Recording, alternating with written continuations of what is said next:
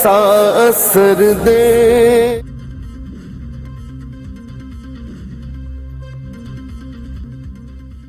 پنجاب میں آج بسیں چلیں گی یا نہیں؟ پنجاب حکومت اور ٹرانسپورٹرز کے درمیان ڈیڈ لاک برقرار.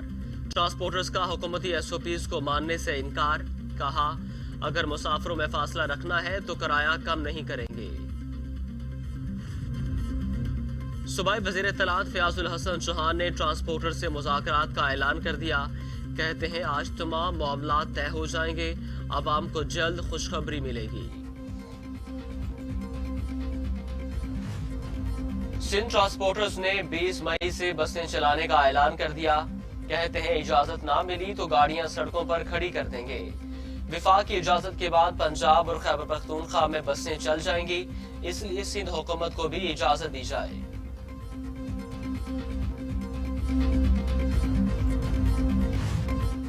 کراچی کے تاجروں نے آج سے تمام کاروبار کھولنے کا اعلان کر دیا.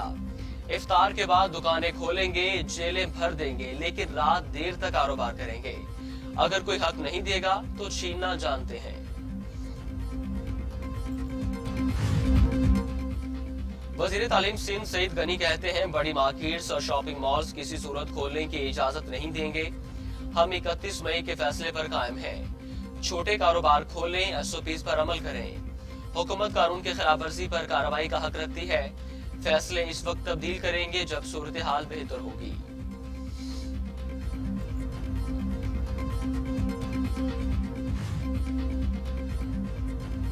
پنجاب بھر میں آج سے بڑے شاپنگ مالز کھل گئے.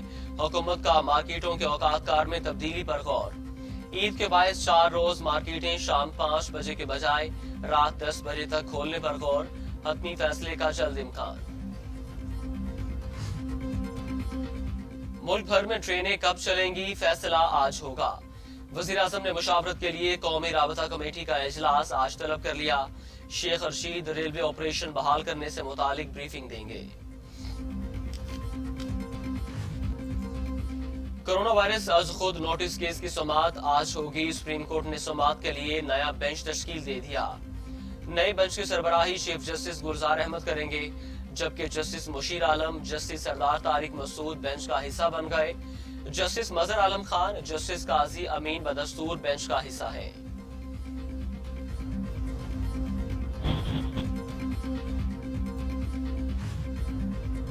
کرونا سے پاکستان میں مزید 31 اموات، تعداد 903 ہو گئی. 24 گھنٹوں میں 1974 افراد میں وائرس کی تشخیص. مریض 42,125 ہو گئے. سندھ میں 277، پنجاب میں 260، خیبر پختونخوا میں 318، بلوچستان میں 36، گلگت بلتستان میں 4، آزاد کشمیر میں 1 اور اسلام آباد میں 7 مریضوں کا انتقال.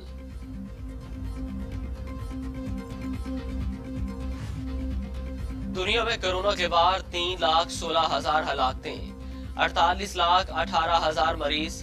امریکہ میں 90,978، برطانیہ میں 34,636، اٹلی میں 31,908، اسپین میں 27,650، فرانس میں 28,108، جرمنی میں 8,049، ہالینڈ میں 5,680 اموات. وزیر اعلیٰ سندھ کی عوام سے احتیاطی تدابیر اپنانے کی اپیل. کہتے ہیں ایک روز میں کرونا کے 5,000 ٹیسٹ کیے، 787 کیسز مثبت آئے. زیر علاج 114 مریضوں کی حالت تشویشناک، 31 وینٹیلیٹرز پر ہیں. عوام خود کو بھی کرونا سے بچائیں اور دوسروں کو بھی بچانے میں مدد کریں. مراد علی شاہ روزانہ خوف پھیلانے کا بلیٹن پڑھتے ہیں. رہنما P T I Haleem Adil Sheikh کی وزیر اعلیٰ سندھ پر تنقید کے نشتر. مراد علی شاہ پر سندھ اسمبلی میں لسانیت پھیلانے کا الزام. کہا سندھ حکومت ناکام ہو چکی، منصوبے کے تحت کراچی کی معیشت کو تباہ کیا گیا. پہلے ٹرانسپورٹ بند کر دی، اب کہتے ہیں عید کے بعد ٹرانسپورٹ کھولیں گے.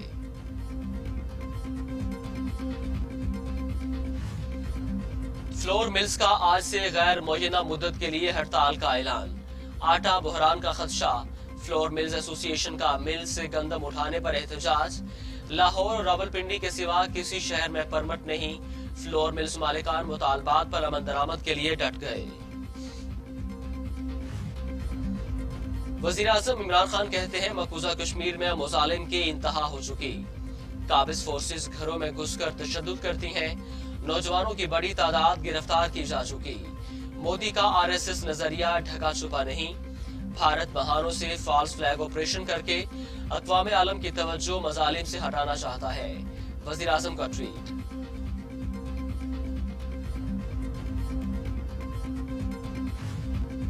भारतीय मुस्लिम कश्मीरियों को जदोजहद से नहीं हटा सकते। पाकिस्तान का अक़वाम आलम से नोटिस लेने का मुतालबा।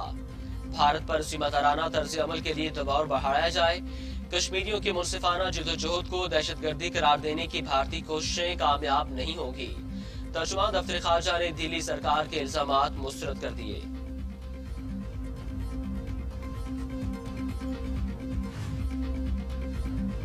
वज़ीर तलात सेनेटर शिबली फराज ने सूबों में गवर्नर राज की ज़ेरे गर्दश अफवाहों की तरदीद कर दी।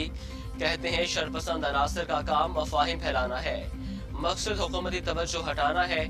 हुकूमत किसी प्रोपेगंडे में नहीं आएगी। मसाइल के हल के लिए कोशिशें जारी रहेंगी।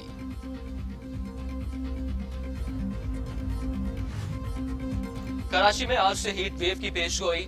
दर्जा हरारत 24 डिग्री तक जाने का इम्कान। समुद्री हवाएं बंद होने से गर्मी की शिद्दत ज्यादा महसूस होगी।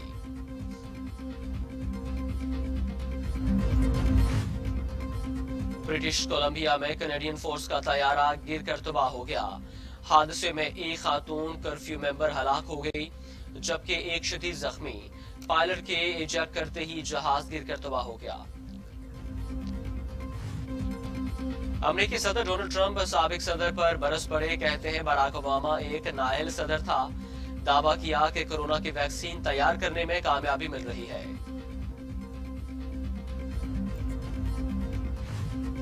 और इसराइल में तैनात चीनी सफीर की पुरस्कार तौर पर हलाकत। अपने घर में मुर्दा हालत में पाए गए। चीनी सफीर डॉबी को फरवरी में इसराइल तैनात किया गया था। 15 रोज खुद साख्ता तन्हाई भी इख्तियार की।